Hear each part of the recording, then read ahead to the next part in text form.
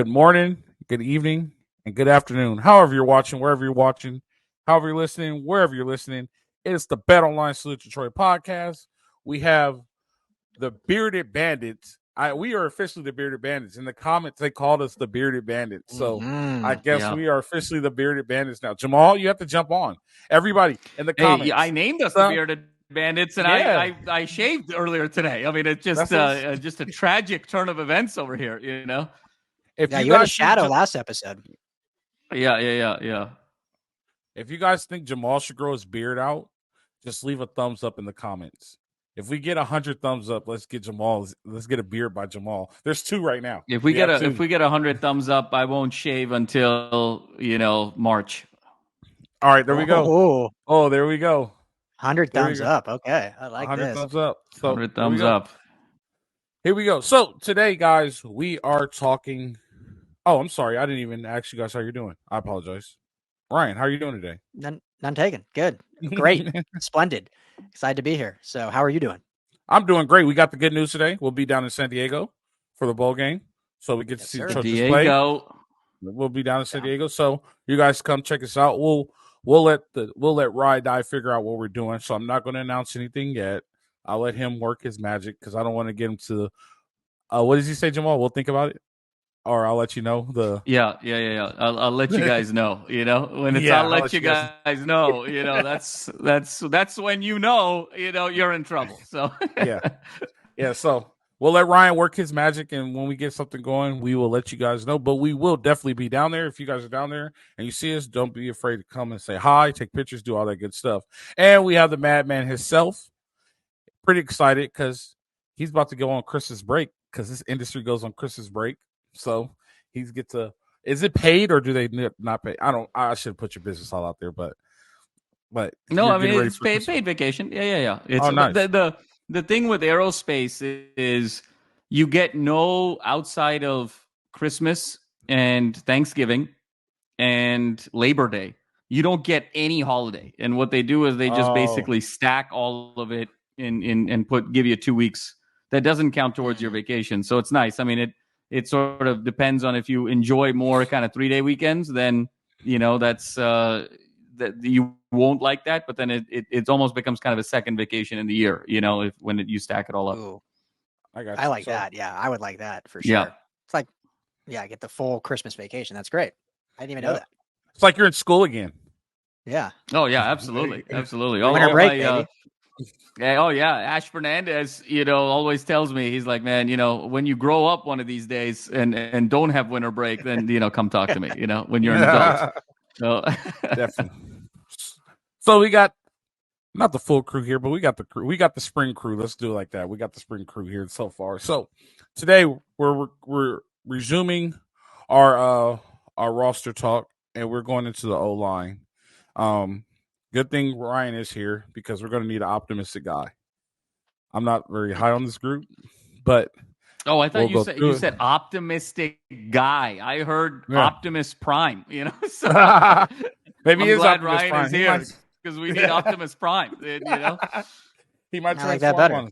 There we go. Oh heck yeah! USC's Optimus Prime. Ryan Dyrood. Here we go. Better. Yeah. Let's throw it up. So we got the Trojan online.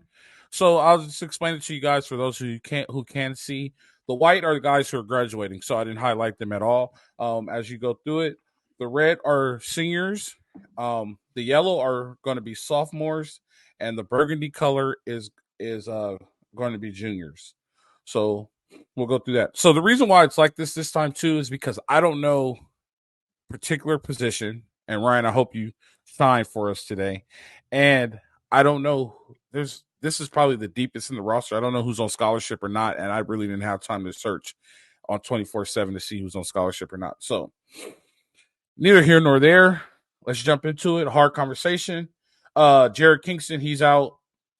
Justin Diedick, he's out. Cooper Lovelace, I think he was a walk-on. He's out. Tucker Grant is out. Gino Quinonez is out. And Michael Turclane is out. They all graduated. They were all seniors. They were all actually redshirt seniors. So that at least gives us 1, 2, 3, 4, 5 scholarships back here.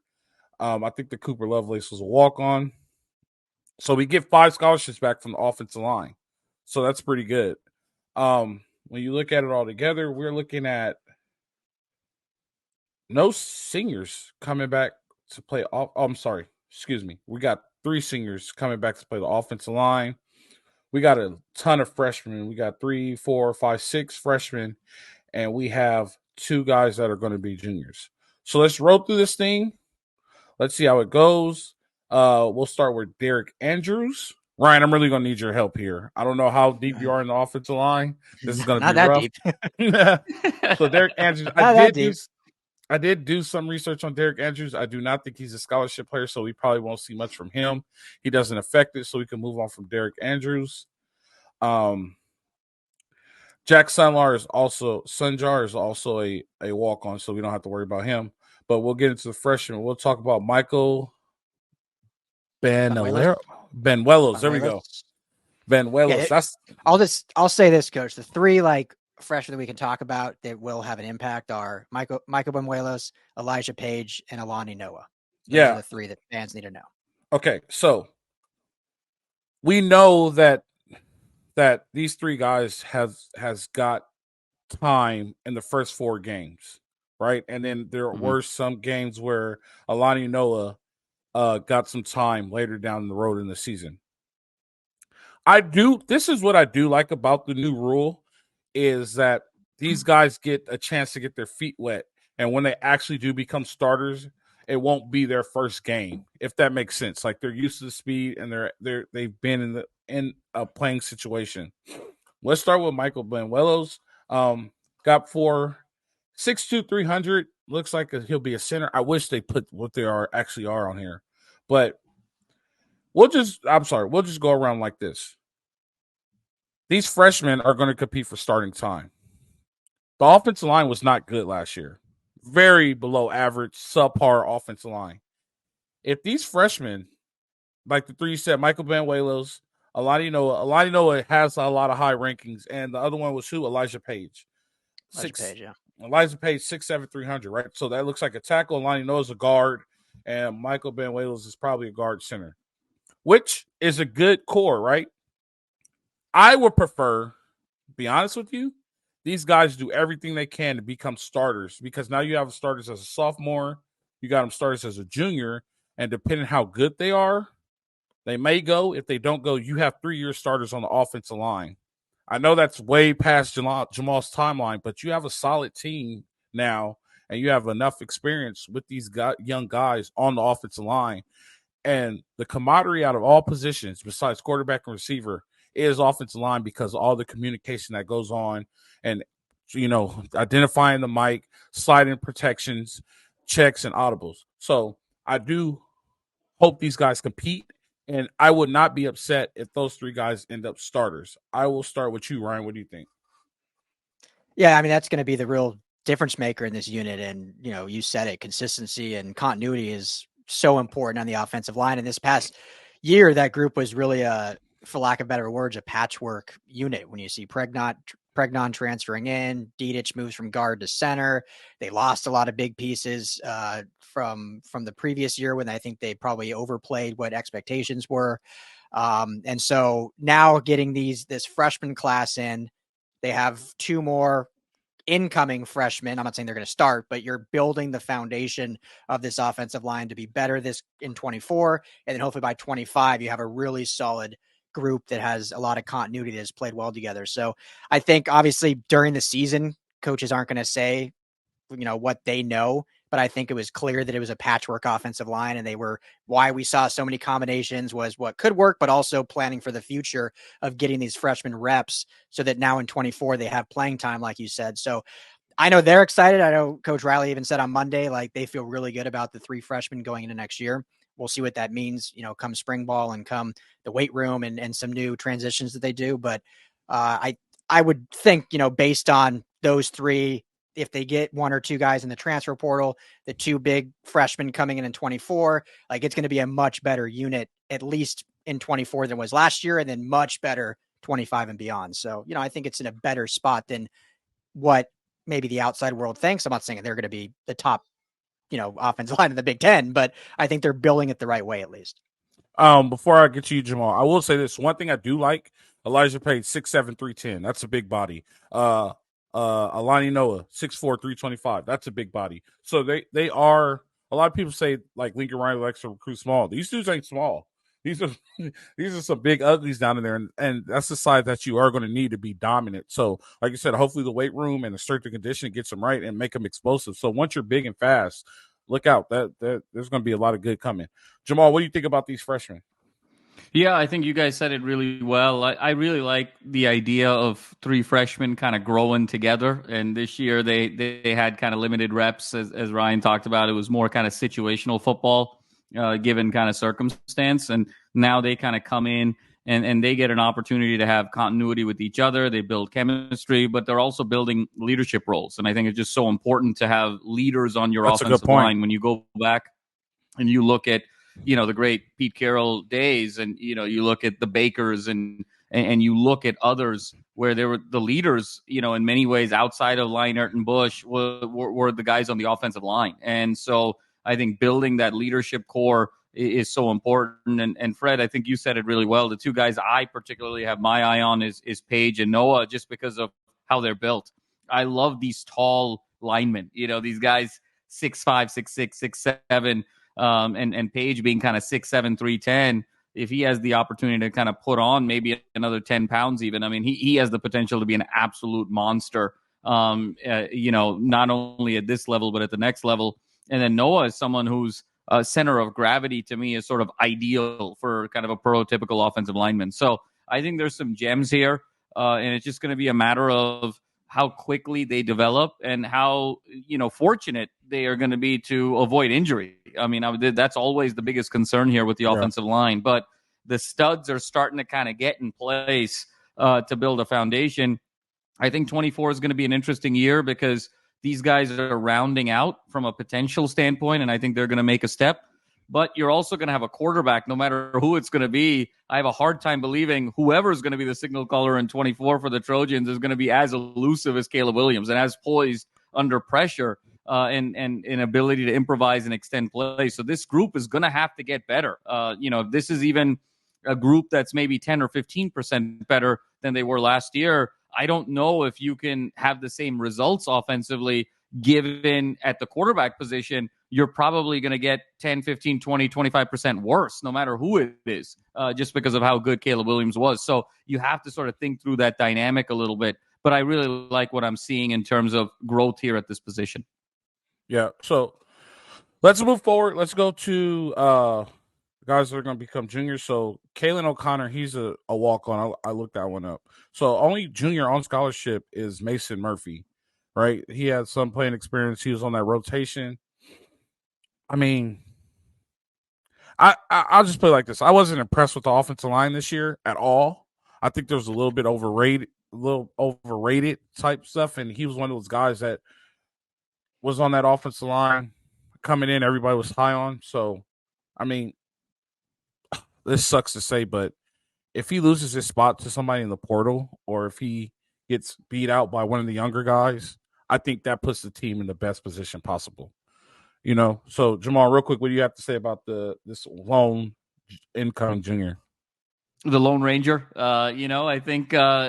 Look, I think at any sort of spot, as long as you're sort of creating competition, I think one of the challenges that happened this past year, is it seemed like because of the lack of depth on the offensive line, it was very definitive who was going to play what spot at the start of the season. And then when guys underperformed and, got injured, then it started becoming this musical chairs at the line. And so it became a situation where it was very reactive. Lincoln had to be very reactive to what his players were kind of giving him. And as a result, there was sort of a lack of continuity. I think even if you have guys in this system that aren't necessarily going to be starter quality, but if they can push the guys that are going to be starter quality and you create that competition, you're going to be very proactive about who you're going to put out there. And then you're going to be a lot more resilient in season to any adversity that comes about. So I think really the gems here, Fred, to be very honest with you, are the freshmen. I think it sort of tapers off here after that. But I think the upperclassmen, as long as they can push these freshmen to start building the right habits, bringing their experience, obviously their starting slots out there. I think that's really the role of these guys moving forward, to really start building the foundation and the culture and the habits and the mentalities of kind of an elite offensive line a year, 2 years, 3 years from now. Ryan? Yeah, I don't need to add too much more. I think having someone like a Murphy as a rotational, versatile depth piece is what you want. Like, you don't want to go into the year probably having him as a true starter on your 5, but he does have versatility. He's played on the tackle and the guard position, and obviously has that veteran leadership. So, if you can keep him on, scholarship, keep him on the line in that room as a vet leader, I mean, that's great. You just probably don't want him to be, one of your 5 starters, but if he rotates in, or if there's injury, he's been there, done that, played that. So, I think he's a nice to have, not necessarily a guy that you're looking at to carry that room into the Big Ten. I got you. So let's move on to the seniors. I'm just looking at something up real quick. Sorry about that. This will be an interesting one. So let's move on to the seniors. So we got Andres DeWork. Andres DeWork, he's on scholarship. Emmanuel Pagden, he's on scholarship. Actually, all the seniors are on scholarship. So Andrew Malik is on scholarship, and Jonah Moheim is on scholarship. I'm kind of speechless because, like, we haven't really got any production out of the seniors. I know they're going to say Jonah Moheim's the guy and this and that, but to me, he was highly overrated, and I don't think he was very good at offensive line, right? These older guys are not bruisers, and these older guys, to me, set a bad example. And I know some of them are Clay Helton guys, and they moved over to the Lincoln Riley system, and we get into all that, but, like, they weren't very aggressive, right? They'll probably come in as the starters, but if they get their spot taken, I wouldn't be surprised. Jonah Moheim, I hope he is not considering going to the league because he's not ready. Man, it's just they're just not tough enough. And I hate this. They're going to kill me. I know they're kids, but I'm talking about football tough. Let me put it like that. They're not football tough. They're not go-getters, bruiser guys, and that's what we need out of them. So hopefully, like, these younger guys, and we could build a line, and, like, the younger guys are coming in on recruits, actually challenge, like Jamal said, creates competition. So I'm not really high on these guys. Like, if they do get the spot taken, I think it's for the better, but that competition is good for these upcoming sophomores. What do you think, Ryan? Yeah, I mean, and I agree. He hasn't announced, to my knowledge, but Jonah Moheim hopefully does come back and doesn't decide to go into the draft. But having him and Pregnon as those leaders and those vets. Pregnon, correct me if I'm wrong, I think transferred from Wyoming last year, so making the jump from the Mountain West to the Pac-12, and then now from the Pac-12 to the Big Ten. And he had his struggles. It certainly wasn't, I think, as good as the hope was when he was a high star transfer, if you will. And Moheim had some struggles too, but at least it does bring back some continuity there. So again, similar to like Murphy, it's a nice, I think, vet leadership piece to have. You want to see these freshmen are really what the future are in terms of big body, in terms of skill set going into the Big Ten, in terms of hopefully just the actual talent level that needs to be on display for this offense line. And like Jamal said, for a probably lesser quarterback playing. But I think having, Moheim and Pregnon going into the season is still a positive to have, just because they did start basically every game last year. Yeah, the locker room leadership. I get that point. I understand that, but hopefully it's just not a bad way. Jamal, in 90 seconds, tell me what you think. Moheim, to me, might be the X factor to the whole season, because I think if he is able to make a jump, because there's potential there. And I think right now, Fred, to your point, what we saw was habits, preparation, just sort of putting it all together on the field wasn't quite there.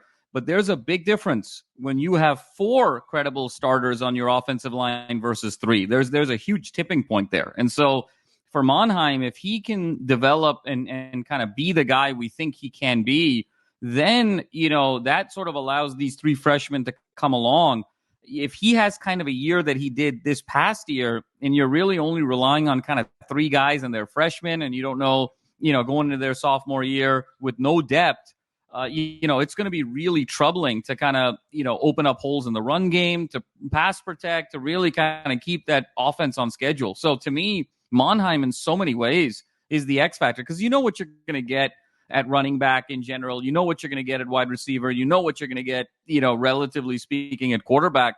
But the difference between 3 quality offensive linemen and 4 is kind of the difference between a team that's going to play in a mid-tier bowl and a team that's going to threaten for a playoff spot. Yeah, I agree, and I agree with you guys about talking about how it's good to have the veteran leadership. But the only thing that worries me, just hear me out. The only thing that worries me is that they have that tarnished culture, right? They have a little bit of Clay Helton, and they have this past Lincoln Riley culture. Like, they just have the tarnished culture, and hopefully it does not spread to the younger guys, and these younger guys could start bringing in new guys and start building a new creation on culture. So that's the only thing that worries me about it. So hopefully these guys do good. That was a look at the offensive line. Thank you, everybody, listening to us on the Mightier 1090. We appreciate you guys. Bet Online, go to betonline.ag, put in promo code BELIEVE, that's BLEAV. We get a 50-cent match bonus. So yeah, continuing on, like, I'm just afraid of the culture. That's the thing that worries me when I see these guys, right? It's like they had the year that they had before, and then all of a sudden they just took a decline. So to me, and it's just my opinion, to me it's like, I made it, and they didn't do anything to get better. And I've seen that with coaching. I'll give you a great example. We had this freshman corner. He was all-conference freshman of the year. The sophomore, junior year, he never got better, right? And he never worked. He was still stuck on his award from the 2 years prior to, and that's what I see with this a little bit. Like, the 2 years ago when Caleb won the Heisman, he was the guy, and everybody's high on him. Same thing with Justin Diedick. Like, they were the guys, but then I think their guys didn't work to remain the guys. So that's what I'm worried, that they're going to pass that on to the younger guys and be like, well, we were good our sophomore year. We made it, and you haven't arrived. You guys understand what I'm saying? So that's the little thing that worries about me. What are your thoughts about that? I'll start with Jamal, because I'm pretty sure he has a great rebuttal for me. No, Fred. I mean, I think that's fair. At some point, though, we have to acknowledge that this is Lincoln Riley's team for the last 2 years. He is going into year 3, so the residual effect of Clay Helton, I mean, at some point has to kind of go away, right? We can't, Clay Helton hasn't coached this team now in 3 seasons, given where he got fired at the beginning of 20. And so, I think that we're in a situation here where this year, we talked a lot about kind of front 6, back 6. 24 to me is shaping up a lot like 16, where the team that sort of started 1-3 and then made a run, with Darnold. It feels a little bit like that very early at this stage, because when you open against LSU on a neutral site, your third game is at Michigan. You're talking about big physical teams up front with a lot of questions at the offensive line, guys that haven't really played in big games like this. There's a world here where SC starts 1-2, and then these guys start kind of settling into their roles. The quarterback gets comfortable, they get into a rhythm, and potentially can make a later season run. But I think the preparation this particular offseason is going to be absolutely pivotal, because they don't have that cushion that they did this year in terms of easing their way into the season. I mean, they're opening against LSU, and then the third game is Michigan. I mean, it's just bang, bang, bang right away. So I think how these guys prepare is going to be absolutely paramount to success in 24. What do you think, Ryan?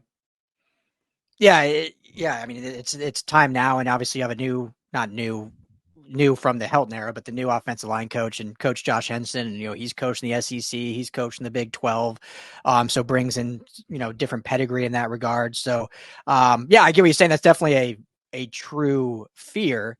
But these guys, even when you look at Jonah Monheim, and Pregnon obviously wasn't even there because he transferred, but Monheim didn't start in the Clay Helton era. So even though maybe if he was recruited by that, he has become a facet of the offensive line in this Lincoln Riley era and within this scheme and the system. So, it's time to, just move on and move forward with that. And it's going to be a wild start. I mean, you look at that schedule, it's a fun, if you're a fan, it is a fun schedule. If you're looking at this team progressing from last year to next year, it's a terrifying schedule, I think, because of how things could go based on just the names on there. Now we'll see, what else happens. And obviously the transfer portal has been crazy already for a lot of these teams. But yeah, I think, I don't think the culture in terms of past versus now is something to really worry about, in my opinion. I got you. I agree with you, but that's just where I stand. So let's talk about this. Where do we go from here as far as building the offensive line? Do we go check the portal?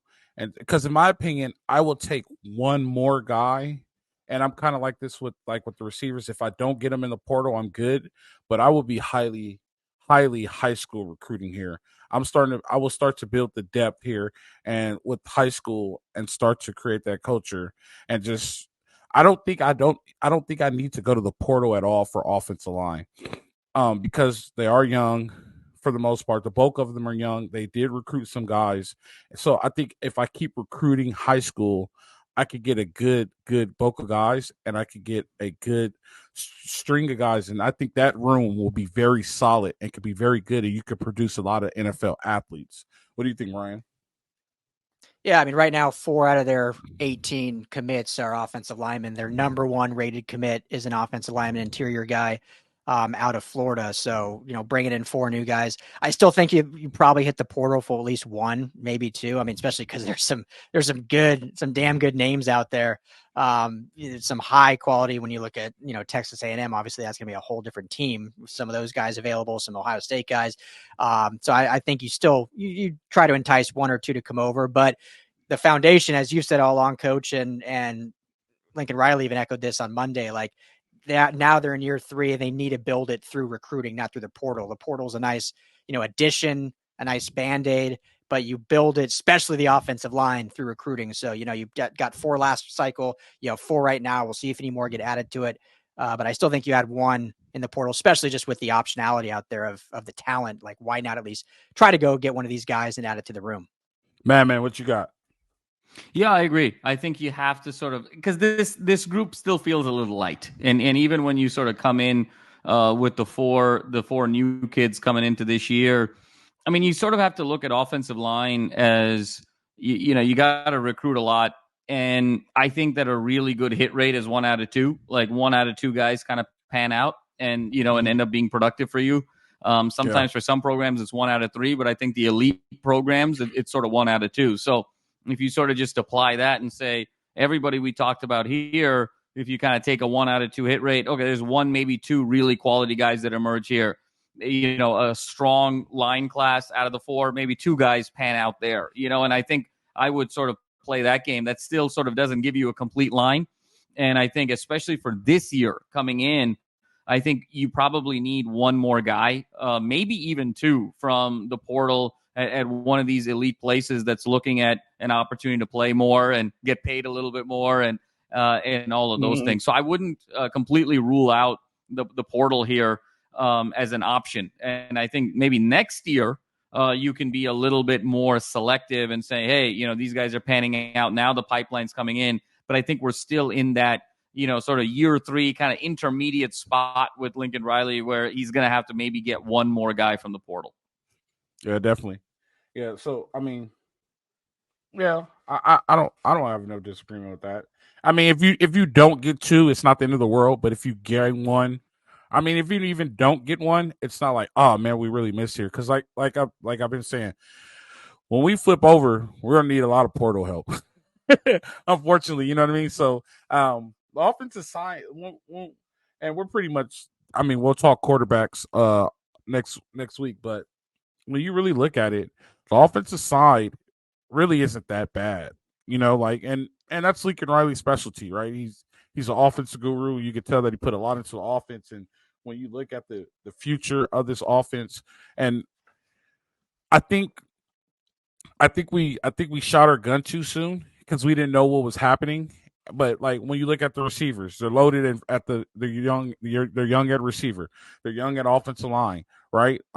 Running backs is a little scarce, right? And then when we talk quarterback is going to be a little scarce, but he might really be building this thing, and the plug and play players are the ones that we saw, but we didn't see the depth. Now that we're really combing through this thing, there is some depth there, and I think this might be something he is building. And the only thing is that it could pan out. The one thing I'll say, Fred, is I think we have to sort of temper expectations with the line going into 24, because I think the 23 line was terrible. And I think a lot of it got covered up because of how improvisational and magical Caleb was in terms of his elusiveness. And so, he was able to mask, I think, a lot of issues. Now, he was running for his life a lot, and that was very obvious. But I think his ability to evade the pass rush allowed USC to stay on schedule. Even those incomplete passes allowed USC to kind of stay in front of the stick, stay on schedule, and his ability to evade. That was a once in a 10-year type of scrambler. Even the guys that they're talking about right now, Will Howard, Cam Ward, a guy like Cam Ward, who's ranked either 1 or 2, depending on the rating system in the transfer portal, took a ton of sacks at Washington State this year. Washington State was behind the chains a ton. He was sort of feast or famine. And so even if Cam Ward is the USC quarterback, there's going to be a world where there's going to be a ton of 2nd and 20s next year, just given his style. And Lincoln's going to have to really get in there and really kind of tighten up his mechanics if he's the quarterback. And Will Howard, he was a good athlete at Kansas State in kind of a Big 12 situation, but it's kind of a different animal here in terms of the teams that SC is going to have to play. So we have to temper expectations because this thing is really starting from the ground floor. I think the goal for 2024 for the offensive line is to be average. I think if they're average in 2024, I think it's a success because this 2023 offensive line was significantly below average. You got anything for that, Ryan? No, I completely agree. And especially going up against, the much bigger fronts that they're going to face in the Big Ten. And you just got to get bigger. There's just so much culture changing in terms of what you're looking for in athletes, mostly on defense. I think the shift is, but on offense, there'll be some shift there just because of the defense you're facing. So, yeah, I mean, if they can just be average, I think that's a win in this conference. And then I'll give them all you ask is for an opportunity and a chance, right? Like give your quarterback a chance, give your running back a chance. And if they're average, they'll do that. It won't necessarily be great. But then you're building that with these 3 freshmen becoming sophomores, with the 4 freshmen coming in, the foundation is getting built. So, you hope by 25, this can be a top, 3 unit in the Big Ten. And so a lot of people say, oh, well, the Big Ten is bigger, blah, blah, blah, this and that. Who says that? The one thing that we can get advantage on is if we're faster, if we're more explosive than the Big Ten front, right? If we're just as big but we're more explosive, I think that gives us a competitive advantage, and the size really no longer matters. If that makes sense. If it's hard to explain, but I hope you guys understand what I'm saying. If we're big and we're strong, but we're also explosive compared to the Big Ten Methods, they're just big guys. You know what I mean? Like they're just big refrigerators, clunky guys. But if we're big and explosive, if we're getting off on you and we have that same strength, that puts us ahead at least 2 yards. You know what I mean? So I think that is something that needs to happen, and that needs to happen from strength and conditioning. So with that being said, we're going to put our guy Ryan on the spot and come up with we'll come in with our Stone Brewery coaches report. He was a part of a press conference this week. Was it Tuesday or Wednesday? Well, Monday was Riley. We talked about that. I'm not talking about Riley. But Tuesday was D'Anton Lynn. Yeah. Yes. We'll do a D'Anton Lynn. D'Anton Lynn's press conference. So let us know what came out of that press conference. Yeah, I mean, what I'm sure you did, Jamal. Did you watch or listen or read any transcripts, Coach, of it? I have not had the chance. I saw your tweet, and then I was at work, and then 1 year old. So I will do that tonight. Jamal, you saw it? Yep. Yeah, I mean, and obviously, at the LA Football Network, we cover him too at UCLA. But you, Coach, breath of fresh air. What he was saying that schematically, it's based on the players that we have and based on the opponent. So he basically was very clear, like, I don't have a specific scheme. Obviously, there's a 4 down front or whatever, but it's going to be based on our personnel and based on it can change week to week based on who we're playing, because not every scheme is going to work.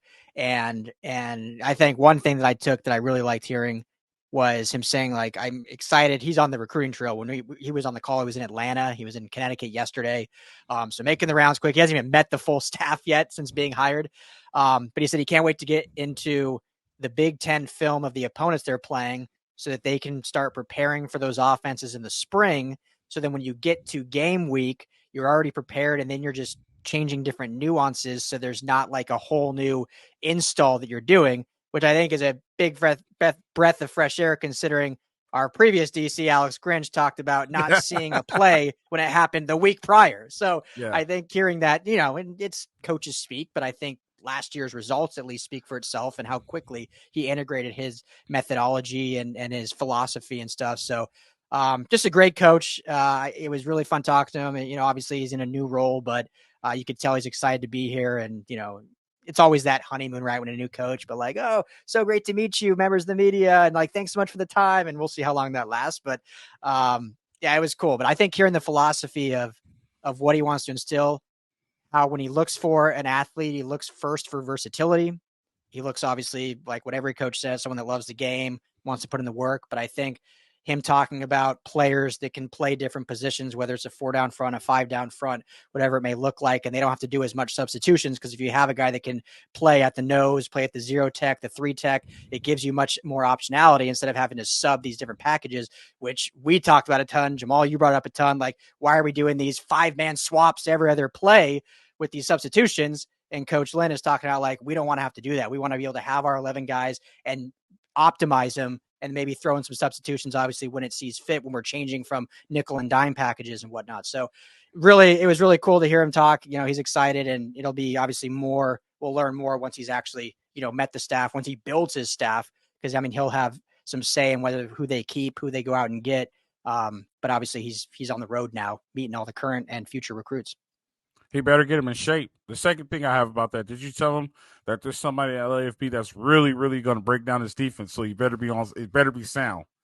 I did mention that. I'll have to next time. I'll have to. You can tell him at the Holiday Bowl, maybe. Oh yeah, definitely. Yeah, no, but that's good to hear. So that's what most sound defense. When I played at SC, we did that in the spring. Like, we saw a little bit of something from each team that we're going to see, because like, you see it in the spring, you get your 15 practice in the spring. That's the chance for you to get better. That's spring training. And then you see it, you even see it in fall camp. You see something that you're going to see during the season. And that way you're not shocked, and you're not trying to learn something new in 4 days, right? Because once the bullets start flying, it's a lot of things change. It sounds good in practice, but in the game, and then bullets start flying, the band's rocking, things ain't going like they're supposed to go. A lot of things change. So he's putting them, what he's saying right now, and tell me if you've heard this before, he's trying to put the players in the best position possible to be successful. And that's how you win. I've heard you say that before. So I'm all good with that.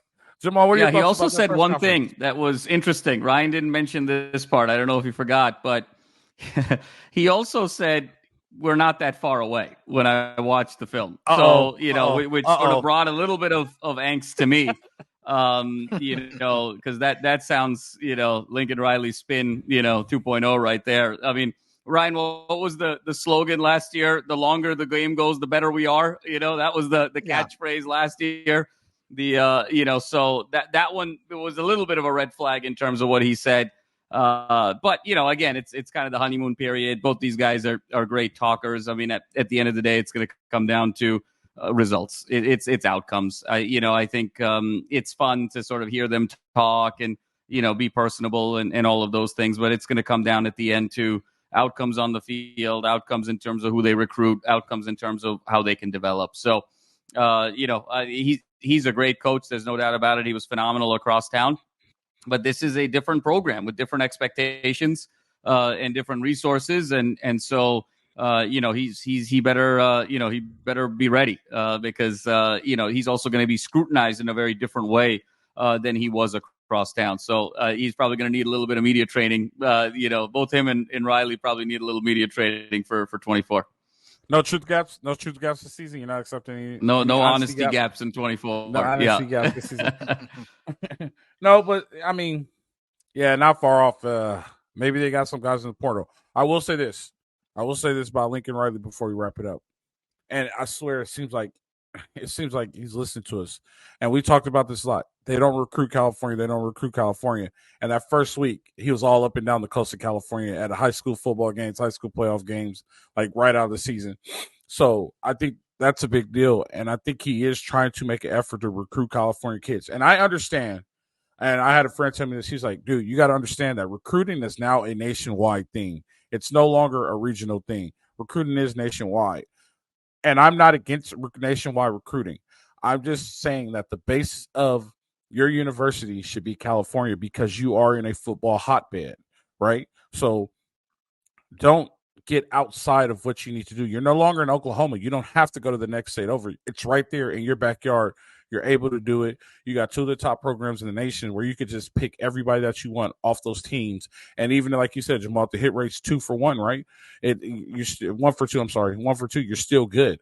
So yeah. I do like the fact that he was in the Bay recruiting. He had some people at the Coliseum for the Mater Dei Bosco game. There was stuff, SC stuff was all up and down the coast out recruiting, and I do appreciate that. So that's a change that he said he was going to make, and that is a change that he did make. The only thing I'm worried about is he doing it just to appease us? Because he is a little sketchy with his integrity. You know what I mean? So is he like, oh, we're here, you guys see us? Like, is he making a presence, or is he really trying? So that's the one thing I'm waiting to see. So hopefully it does work out. You guys, the one thing I'll say, Fred, is the one thing I'm very encouraged about is that DeAnton Lynn has been on the recruiting trail, from minute one. It seems like it seems like he signed his contract at 5:01 p.m. and 5:03 p.m. He was in somebody's living room. To the point where I'm not even sure he has sort of the latest USC gear. He was in some weird stuff, in some of these living rooms. They had to kind of give him some throw on shirts and whatnot, just because he's been on the run. So I think that's very encouraging. I think he's bringing an urgency and a tenacity to recruiting, and I think a meticulousness to his position that has been missing the last couple of years. So I think he's off to a great start. He's saying all of the right things. But, we've been here before, and at this point, it's all about results on the field. Yeah. So we need to see the results. I'm happy there's things changing, and I'm happy I got to spend another Thursday night with Ryan Dyrud and Jamal Magby. It's been fun, guys. The only thing I'm disappointed about is I appreciate the Lakers. I have respect for basketball, but no LAFB lounge today. No LAFB lounge today. No LAFB lounge today. No. Switch the venue a bit. Just to keep it, keep it fresh. Got to keep it fresh in the off season. But it's LAFB lounge. You'll see it on the next episode for sure. Definitely. So next week we'll get into quarterbacks. There's not much to get into, so we need to find another topic to fill the rest of the time. Hey, there may be a lot to get into by next week. You never know. I mean, it's the Wild West out there right now in terms of the marketplace. SC could have no quarterbacks. SC could have 5 quarterbacks by next week. Who knows? All I'm saying is I'm not against the kid coming from Pullman. We have a quarterback guru. Hopefully, he can get him right. Yep, I'm not against it. But we'll talk about that next week because there is something about him that I don't like. He reminds me of an NFL quarterback that I think is not good. And everybody thinks he's good. Spoiler alert, it's Kyler Murray.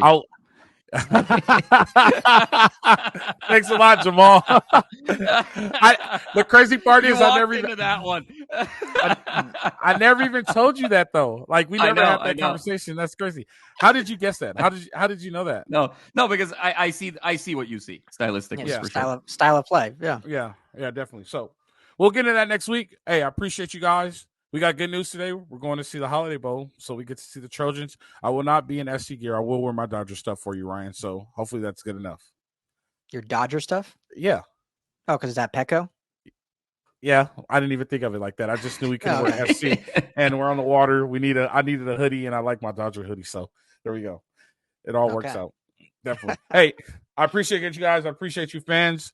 Thank you guys for watching, listening, doing everything. 198, because me and Ryan is 2 thumbs count Jamal. 98 thumbs, we get Jamal in the beard until March. So Until March. That thing's going to be big. It's going to be thick. Oh yeah, You're allowed an Indian beard till March. I mean, I'm there. I'm going to get the party started early at airport security. So let's just put it that way. Jamal, you could groom it. You could groom it down, but it just has to be a beard. You know what I mean? Okay, that's fair enough. Yeah. Yeah, it doesn't have to be disheveled. It can be.